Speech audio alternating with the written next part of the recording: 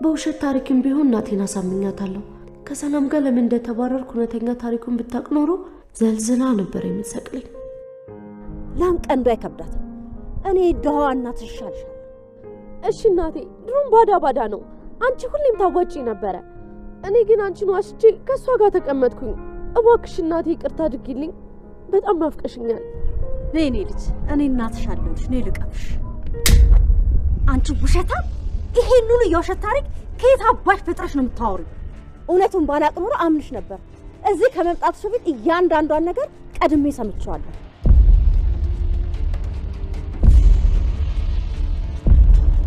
በማየቴ በጣም ነው ደስ ያለኝ። በጣም ብሌንን፣ ሰላምን፣ ሁሉንም ሰው እንደዚህ እንዳስለቀሰች ነበር። ዛሬ ደግሞ ተራዋ ደርሶ ራሷ አለቀሰች። ገና ደግሞ የኔን ዕዳ አስከፍልሻለሁ። ሳሚ፣ ለዚህ ሁሉ ነገር ያበቃኸኝ አንተ ነህ። ከቤት ማባረር ሳያንስ አሁን ደግሞ እናቴ ጋር ታጣላኛለህ። ሳሚ እመነኝ፣ ላደረክብኝ ነገር እንዳለ አስከፍልሃለሁ። እመነኝ።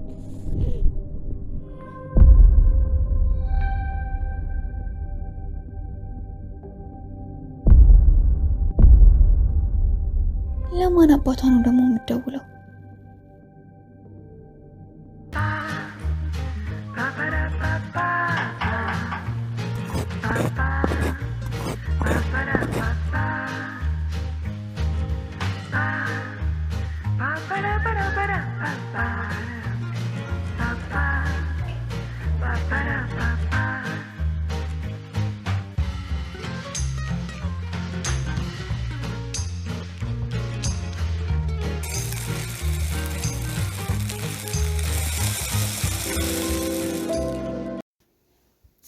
ሰላም ወደ ቻናል የቤተሰቦች እንዴት ናችሁልኝ? እንኳን ወደ እኔ ዩቲዩብ ቻናል በሰላም መጣችሁ።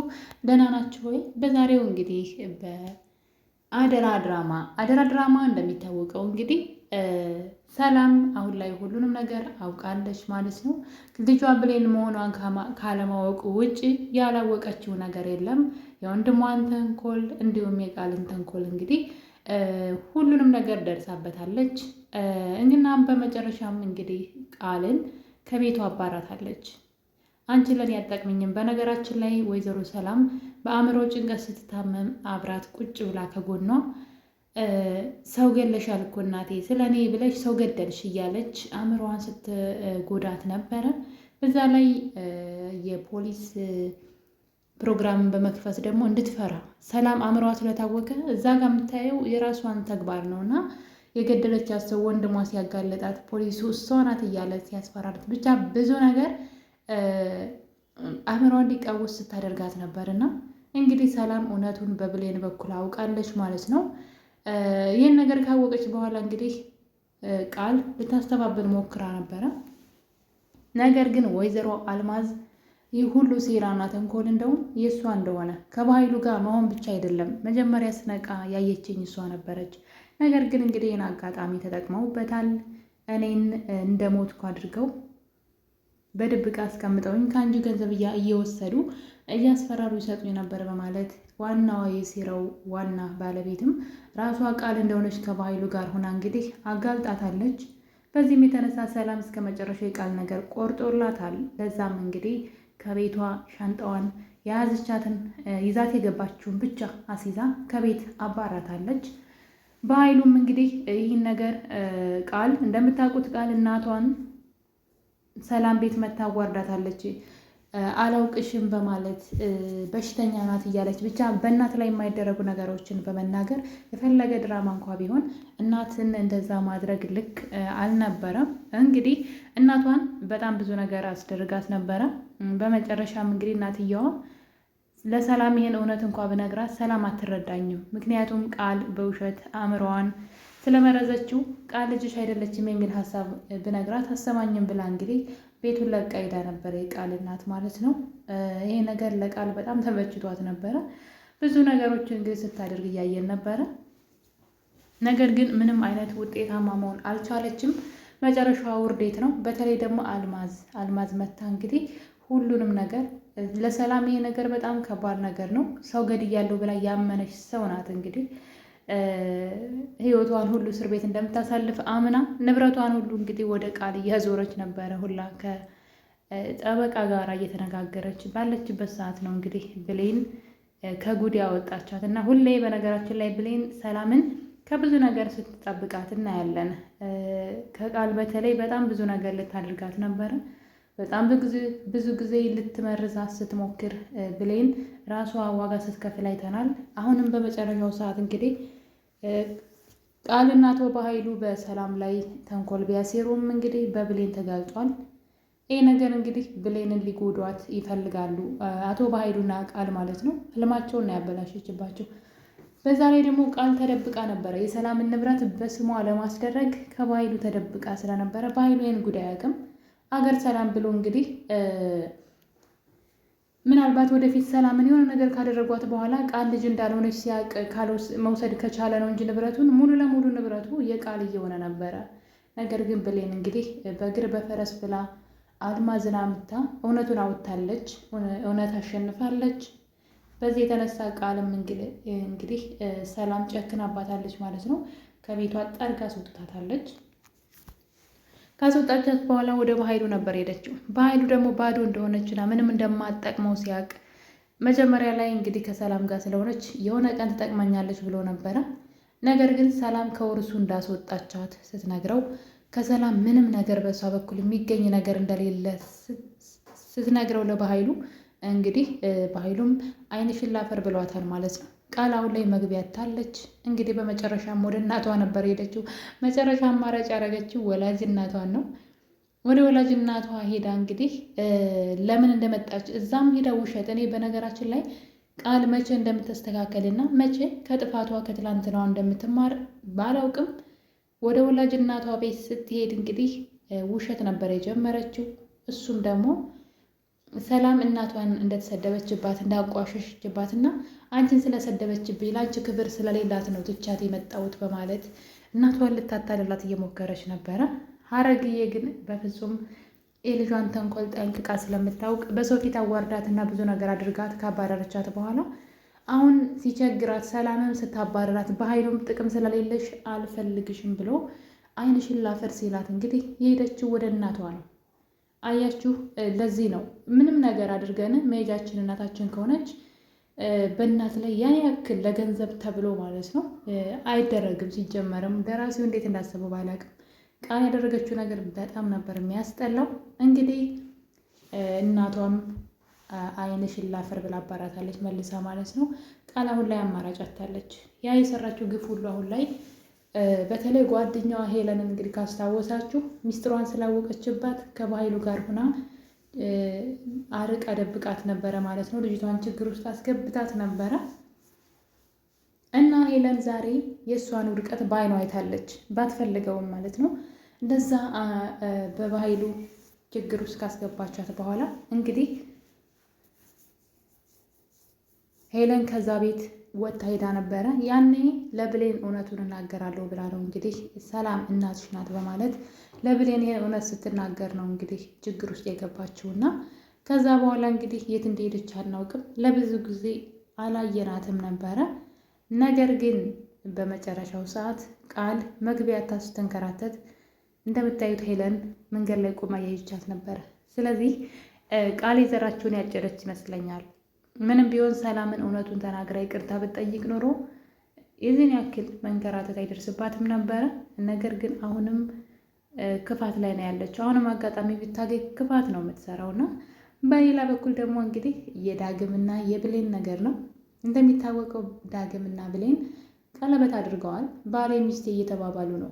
ታዲያ በዚህ መሀል እንግዲህ አንድ አስገራሚ ነገር የተፈጠረ ይመስለኛል። እሱም እንግዲህ እንደሚታወቀው ሳሚ ብሌንን ያፈቅራታል። ነገር ግን ደግሞ እሷ ዳግምን አፈቅረዋለሁ ብላ እንግዲህ ከእሱ ጋር ቀለበት አድርጋለች። ታዲያ እንግዲህ አልማዝን ካመጡ በኋላ አቶ በኃይሉ ብሌንን እንደሚገላት እየዛተባት ነው። ብዙ ጊዜ እኔ የገነባሁትን ላገኝ ከጫፍ የደረስኩትን ነገር አሳጥተሽኛልና እገልሻለሁ በማለት እንግዲህ እየዛተባት ነበረ። ይህን ምክንያት አድርጎ እንግዲህ ሳሚ ሰላም ቤት መቆየት ፈልጓል። በጣም ከባድ ነው። የሚወዳት ልጅ ለእሷ ብሎ እስከ ሞት ድረስ የሚጋፈጥላት ልጅ እንደምታውቁት በኃይሉ እሷ ላይ ሊተኩስ ሲል ሳሚ ነበረ ሂዶ እንግዲህ ፊት ለፊቷ የተደቀነው እና እኔን ገለህ ነው እሷን የምትነካው በማለት እና ዳግም ቁሞ ሲያይ ነበረ። ታግሎ ያዳናት እሱ ነው። አይታችሁ ከሆነ በኃይሉን ደብድበው እንግዲህ ከዚያ ያመለጡት የሰላም እውነት የሚወጣው በዚህ ምክንያት ነው። ታዲያ ሳሚ እንግዲህ በዛ ሰዓት ሰላም ቤት ሂዶ ነበረ። እዚያ ያለው ነገር ደስ አይልም ነበር። እንግዲህ ሳሚ ከብሌን አጠገብ ቁጭ ብሎ ብሌንን እያየ ይመሰጣል። ብሌንም እንደዚ አይነት ነገር እየታየባት ነበረ። በዚህ የተነሳ ዳግም እንግዲህ በቅናት ድብን በማለት ቤቱን ቀውጤ አድርጎታል። ቤቱንም ለቆ ሄዷል ማለት ነው። አሁን ላይ ሳሚና ብሌን ብቻ ናቸው እዛ ቤት ያሉት ከሰላም ጋር ማለት ነው። ታዲያ እንግዲህ ሳሚ አንድ ነገር አስበዋል። ብሌንን ከዳግም እንዴት አድርጎ የራሱ እንደሚያደርጋት እያሰበ ነው። ዳግም በገፋት ቁጥር ወደ እኔ ትመጣለች ብሎ ያስባል። ለዛም እንግዲህ ለእሷ ፍቅር በመስጠት ጥሩ ሰው በመሆን እንግዲህ ጀምሯል።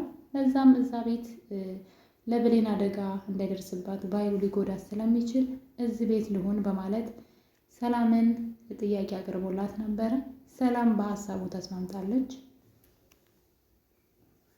ሰላም ብቻ ሳትሆን አቶ ብሌንም ራሷ ማለት ነው በዚህ ሀሳብ ተስማምታለች። እዚህ ይሁን ብላ ከባይሉ እንዲጠብቀን እዚህ ይሁን ብለው እንግዲህ እዛው እንዲሆን ተደርጓል። በዛ የተነሳ ዳግም ቤቱን ለቆ ሄዷል ማለት ነው።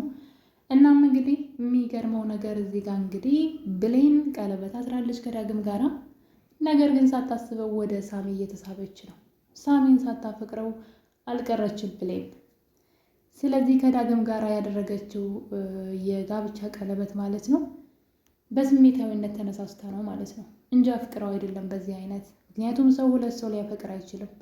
ብሌን አሁን ላይ ተመስጣ ሳሚን ማየት ጀምራለች።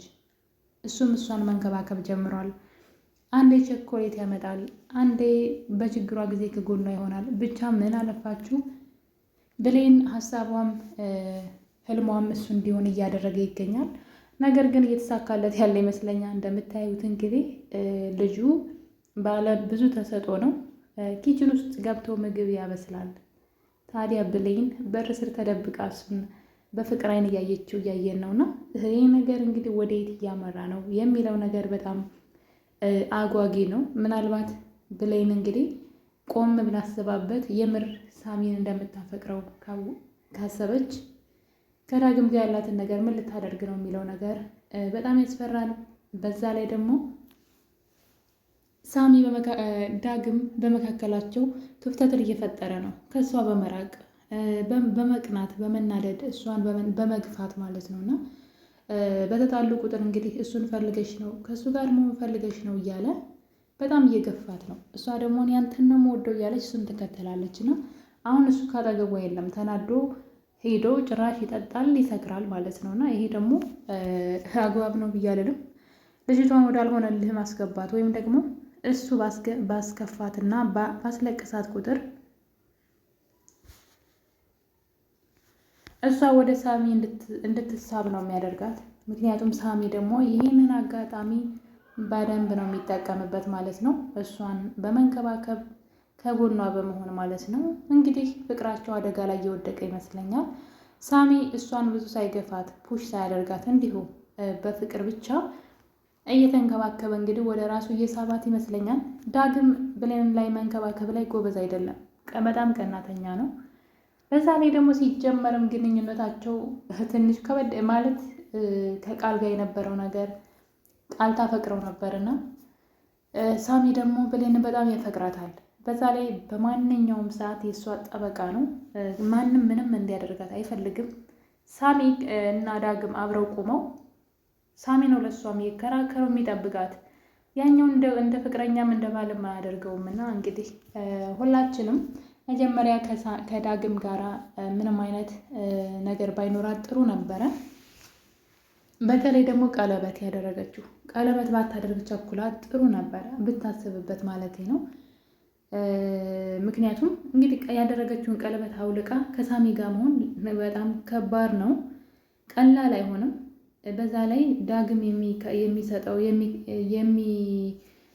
ምንድነው የሚያደርገው ነገር ክፍተት በመካከላቸው በደንብ እርቀት እንዲኖራቸው እያደረገ ነው። ከእሷ ርቋል፣ ይጠራጠራታል። ሁሌ ወደ እሱ እየሄድሽ ነው እያለ በተደጋጋሚ ወደ ሳሚ እንድትሳብ እያደረጋት ነው።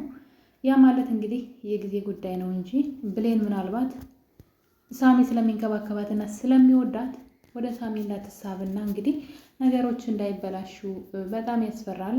አሁን ባለው ሁኔታ ግን እንደዛ ነው የሚመስለው። እንግዲህ ብሌን ተመስጣ በፍቅር ዓይን ሳሚን ኪችን ውስጥ እያየን ነው። በዛ ላይ እንግዲህ በዚህ መሀል ዳግም ስልክ ይደውልላታል። ስልኩን በእጇ ይዛው ሳሚን ተመስጣ ያየች ስልኩ ሲጠራ አልሰማችም ነበር። ዳግም በጣም ብዙ ጊዜ ሲደውልላት ነበርና በዚህ መጠን እንግዲህ ቀልቧን እስከ ማጣት ድረስ ልጁን እያየችው ነው። በጣም ከባድ ነው። እንግዲህ በመካከላቸው ምን አይነት ግንኙነት ሊፈጠር ይችላል? ከዳግም ጋር ያላትንስ ነገር ምን ልታደርገው ነው የሚለው በጣም አጓጊ ነው። ውድ ቤተሰቦች የአደራ ድራማ የዛሬው ትረካችን ይህን ይመስል ነበረ። በሌላ እስከምንገናኝ